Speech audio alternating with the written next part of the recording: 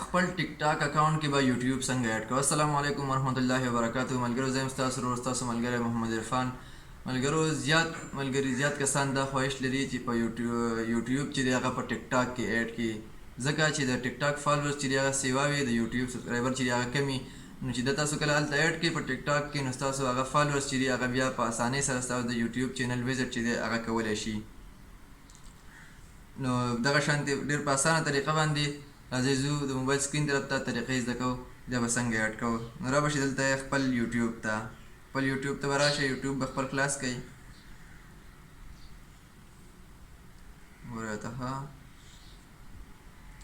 چې خلاص کړئ، نو ګوره په دې خپل چینل باندې دا ګوټ کې د چینل کاري په دې باندې به کلیک کړئ. بیا به په دې لاندې چې راشئ دلته ګوره یور چینل لري تصویر نه لاندې یور چینل به ښکاري، په دې باندې به کلیک کړئ.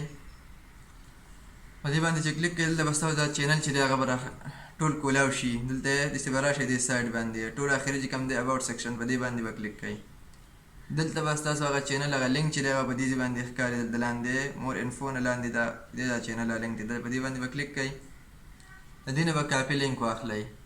کاپي لینک هم ترې واخیستو، ګورئ ورته. د دې نه به واپس وځئ، را به شئ دلته ګورئ ورته ټیک ټاک ته. خپل ټیک ټاک به خلاص کړئ. ټیک ټاک چې خلاص کړئ، نو په دې سایډ باندې د پروفایل چې دی په دې خپل پروفایل باندې به کلیک کړئ. ګوره ورته دلته اوس د ایډیټ پروفایل سره به خوا کې هغه آپشن چې دی هغه نشته. ګوره ورته زه اوس دا آپشن چې دا به څنګه اډ کوم، په دې ایډیټ پروفایل باندې به کلیک کړئ. ګوره ورته لاندې ایډ یوټیوب، په دې انسټاګرام هم اډ کولی شئ او یوټیوب هم اډ کولی شئ، دواړه اډ کولی شئ. دلته په دې هغه انسټاګرام چې دی هغه بیا انسټاګرام چې آن وي د هغې نه به لینک واخلئ، نو په دې کې به بیا هغه اډ کړئ. ګوره ایډ یوټیوب باندې به کلیک کړئ. لینک به هم تاسو کاپي کړئ که چېرې ستاسو د دلته کې سیو وي پاسورډ په دې ګوګل کې ستاسو، نو هغه داسې هم راخلي بیا چې څونه جیمیل یې به دلته کولی شئ. تاسو چې کوم یو اډ کول غواړئ به ترې اډ کړئ. زه دا یو جیمیل اډ کوم. ګوره ورته دې باندې به داسې کلیک کړئ. ګوره ورته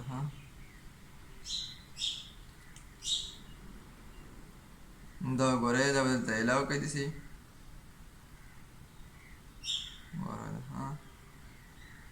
دا ګورئ صحیح شو. زه دې نه په دې بره دی په دې ګوټ کې په دې باندې به کلیک کړئ. ګوره ورته ریفریش به کوئ. دا ګورئ پرېږدو به ریفریش کړئ. ګوره دا آپشن چې دی یوټیوب هغه بټن، نو اوس په دې یوټیوب باندې چې دې څو کلیک کوئ که نه ستاسو په اکاونټ کې، نو هغه به ډایرکټ ګوره هغه به ستاسو ډایرکټ چې دی هغه د یوټیوب چینل لینک چې دی هغه دی دا ګوره ډایرکټ په ستاسو د یوټیوب چینل چې دی هغه کولاویږي. نو ډېر زیات فایده مند دی. ملګرو دغه په ټیک ټاک کې د یوټیوب د بټن د اډ کولو طریقه ملګرو کې ویډیو مو خوښي، ویډیو لایک کړئ، کمنټ ضرور وکړئ او د ملګرو سره هم شیر کړئ. د الله په امان.